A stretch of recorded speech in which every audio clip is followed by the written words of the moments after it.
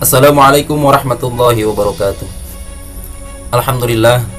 Alhamdulillahilladzi nazzala al-furqana ala 'abdihi liyakuna lil 'alamin nadhira. Wa ta'allahu al-mulka wal hikmata wa 'allamahu mimma yasha. Wa man yu'tal hikmata faqad utiya khairan katsira.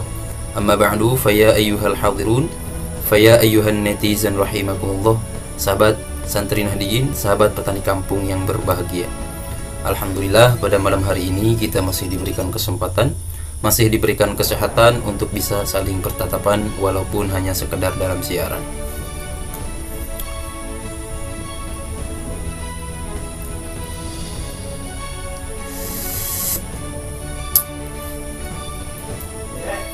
Sahabat santri Nahdiyin, sahabat petani kampung yang berbahagia.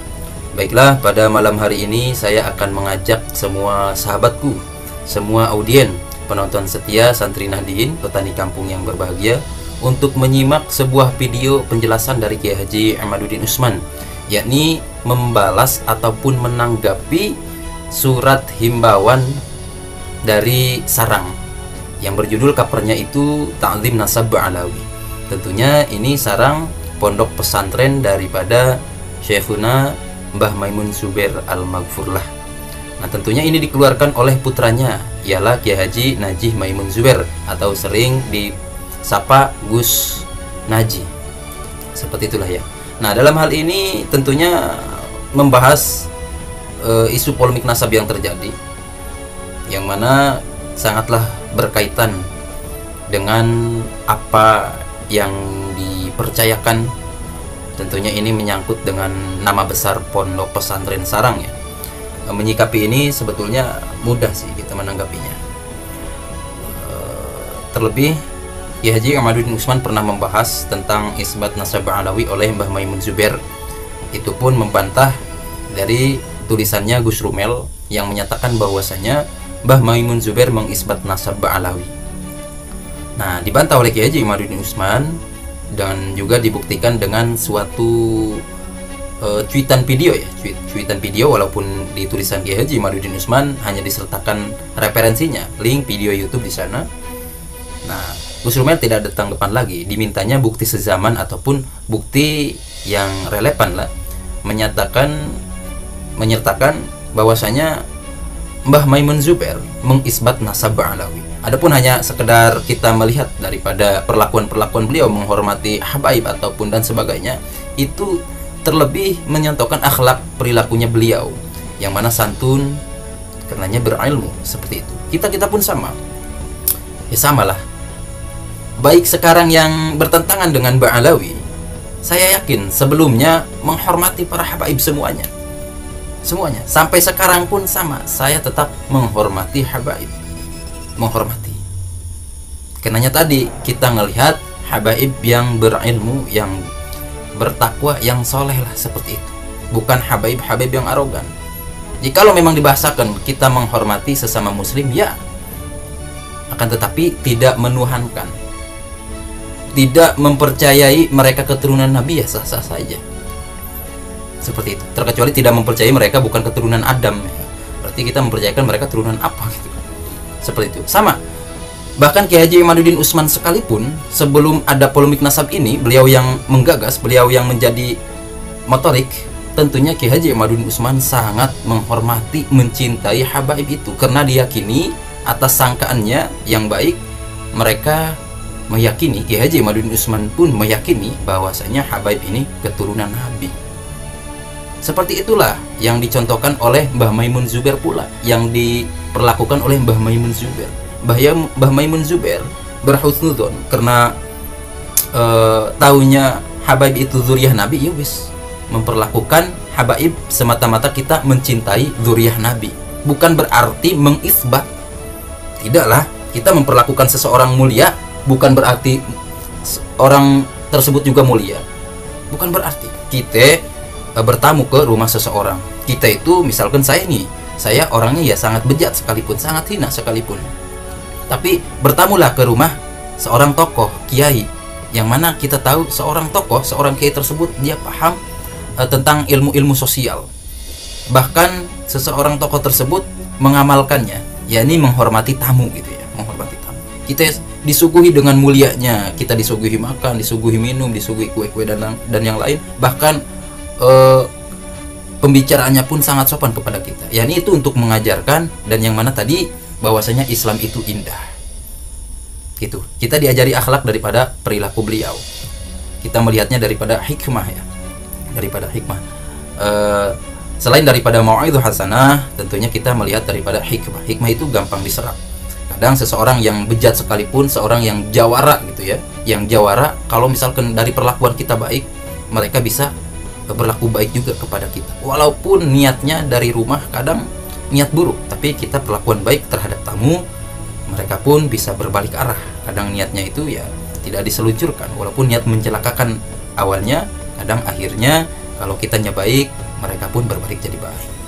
Seperti itu. Memuliakan, menghargai, menghormati sebelum mengetahui kepastian itu bukan berarti mengisbat, akan tetapi hanya menghargai tradisi yang sudah melekat. Yang mana tradisi melekat itu habaib disangkakannya zuriyah Nabi. Nah sekarang sangkaan itu sudahlah tidak relevan, karena sudah ada bukti yang menyatakan bahwasanya habaib bukanlah zuriyah Nabi, baik itu bukti dari kitab nasab ataupun bukti DNA sekalipun. Seperti itu. Oke lah, agar tidak berlama-lama, langsung kita tonton bareng video penjelasan dari Kiai Haji Ahmaduddin Utsman menanggapi surat edaran dari Pondok Pesantren Sarang Rembang yang mana dikeluarkan oleh Gus Najih Maimun Zubair, yang berjudul di covernya tersebut Ta'zim Nasab Ba'alawi. Oke, kita tonton, saya cantumkan di sini. Baik. Karena Kisyarifnya sedang berzikir, saya lanjutkan tanpa protokol. Assalamualaikum warahmatullahi wabarakatuh. Alhamdulillah, salatan wassalamu ala rasulillah, amma ba'du.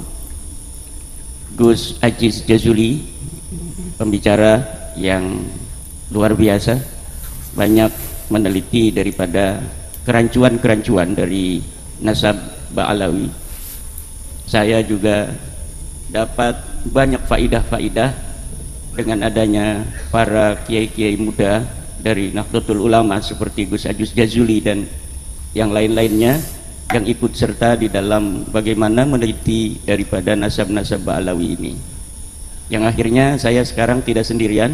Banyak sekali para ulama-ulama, wabil khusus ulama-ulama muda seperti Gus Aziz Jazuli ini, Tengku Said Qori dan yang lainnya yang ikut bagaimana mengupas daripada kerancuan nasab Ba'alawi ini. Dalam kesempatan yang singkat ini saya hanya akan merespon dari surat edaran yang disampaikan oleh sebuah pondok pesantren di daerah Jawa Tengah, yaitu Pondok Pesantren Al-Anwar, yang membuat edaran tentang Ta'zim Nasab Ba'alawi. Jadi membuat sebuah edaran untuk santri dan alumni, namun edaran ini dipost di media sosial. Ta'zim Nasab Bani Alawi dari Pondok Pesantren Al-Anwar 1, pimpinan Gus Najih kalau tidak salah, bahwa berdasar pada penelitian mendalam oleh Lajnah Tarbiyah wa Taskif Pondok Pesantren Al-Anwar, dihimbau dengan sangat bagi seluruh santri, alumni maupun muhibbin untuk tidak turut serta dalam upaya menyebarkan keraguan-keraguan akan kesahihan nasab Bani Alawi sebagai keturunan dari baginda Nabi Muhammad SAW. Hal tersebut setidaknya pada 6 alasan utama.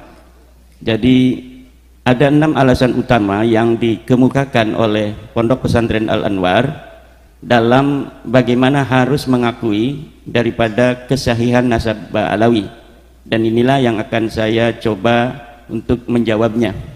Yang pertama, alasan beliau, alasan daripada edaran dari Pondok Pesantren Al-Anwar ini, bahwa tidak ada ulama yang mensyaratkan kitab sezaman.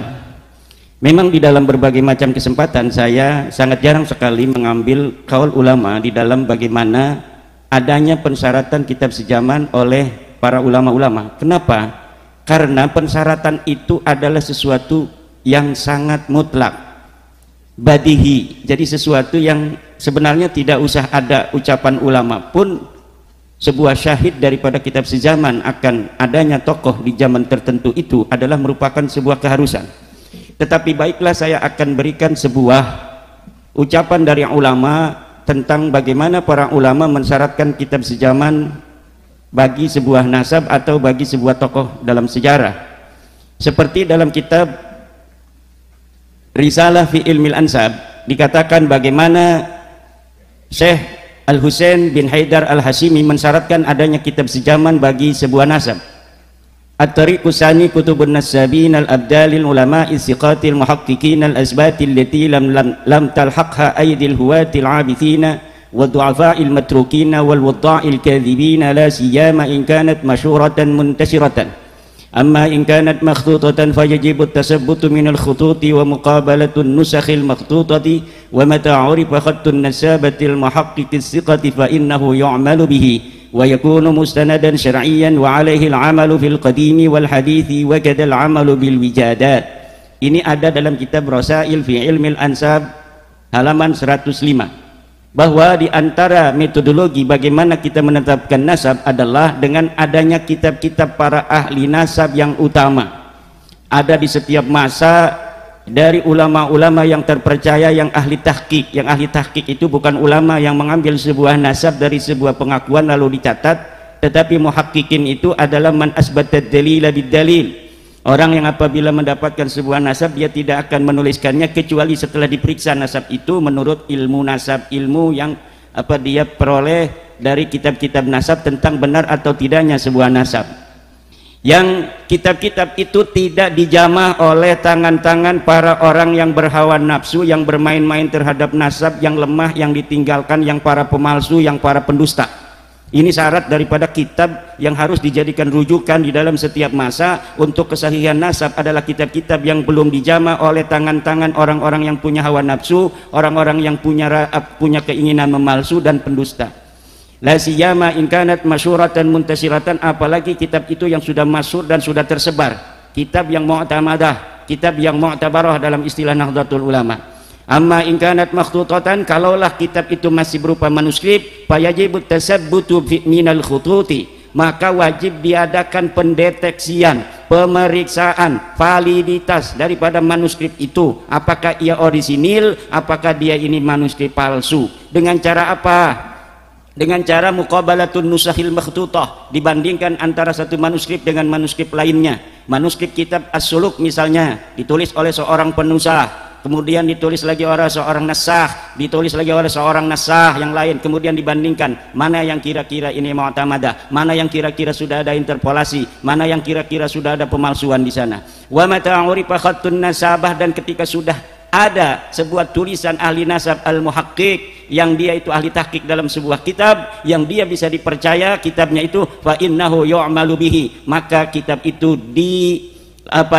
dijadikan rujukan. Fa innahu yu'malu bihi, maka kitab itu dijadikan rujukan. Seperti kitab Asy-Syajaratul Mubarakah yang telah ditahqiq, yang dikarang pada 593 Hijriah atau abad ke-6, dikatakan bahwa Ubaidillah itu bukanlah anak Ahmad, berdasarkan bahwa di dalam kitab itu disebutkan anaknya Ahmad bin Isa hanya 3, yaitu Muhammad, Ali, dan Husain. Itu yu'malu bihi, dikerjakan karena apa? Kitabnya sudah ditahqiq. Wa yakunu mustanadan syar'iyyan, dan dia menjadi sandaran secara syar'i, wa alaihil amal, dan harus dilaksanakan, harus dijadikan rujukan fil qadimi wal hadis, baik untuk nasab yang dahulu maupun nasab yang sekarang.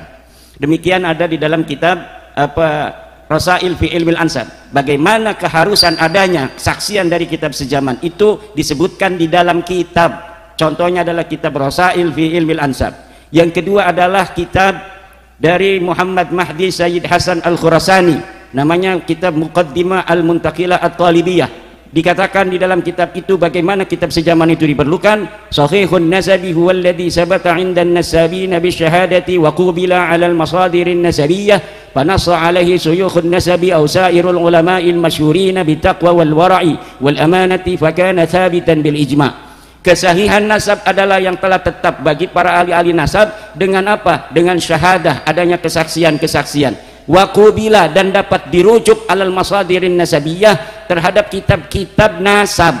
Jadi dirujuk pada kitab-kitab nasab. Apabila ada susunan nasab kemudian dirujuk dalam kitab nasab, ditemukan dalam setiap masa dari nama-nama itu, misalnya Untuk orang yang ada di tahun 2000 maka dilihat di dukcapilnya. Untuk yang apa namanya itu dia hidup di tahun 1900 dilihat dalam kitab-kitab yang ada di tahun 1900. Untuk orang-orang yang hidup di tahun 1000 maka dilihat pada apa namanya kitab-kitab yang ada dicetak di tahun 1000 atau ditulis di tahun 1000. Demikian seterusnya. Dan setelah diadakan pemeriksaan dari kitab-kitab nasab keturunan Rasulullah dari nasab Ahmad bin Isa, maka tidak ditemukan bahwa Ubaidillah ini sebagai keturunan Rasulullah. Ubaidillah ini adalah hidup di zaman atau di tahun 383. Dia meninggal tahun 383, berarti abad keempat. Tidak ada abad-abad di abad keempat itu kitab-kitab nasab yang menyebutkan dia sebagai turunan Rasul. Tidak ada di dalam kitab-kitab nasab disebutkan dia sebagai anak Ahmad bin Isa.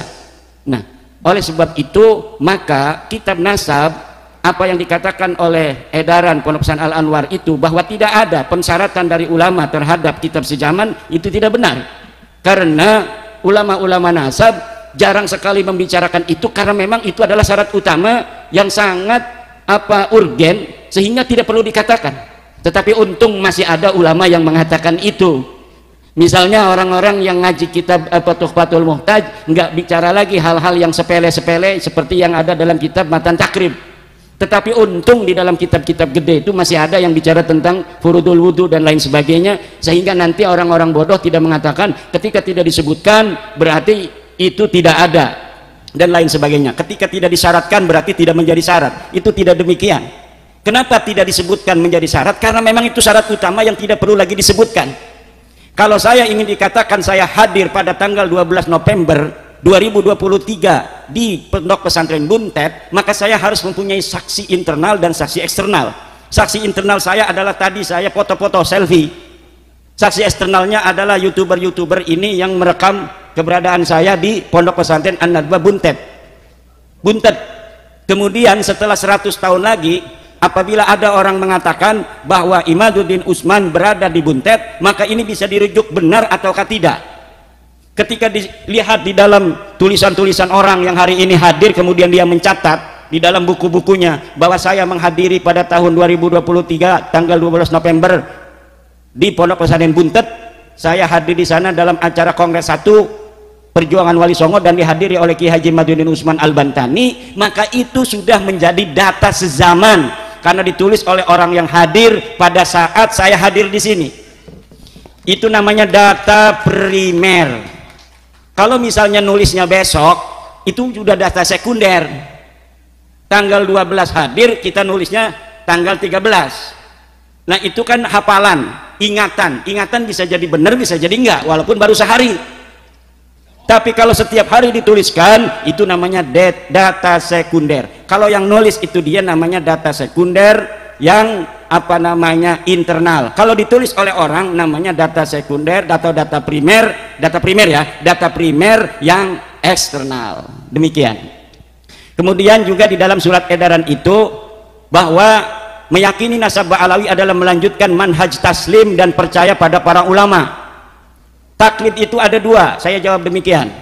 Pertama, taklid itu maknanya adalah al-amal biqaulil ghair min ghairi hujjatin minal hujajis syar'iyyatil mulzimah ay min ghairi dalilin qaimin ala hukmihi au hujjiyatihi.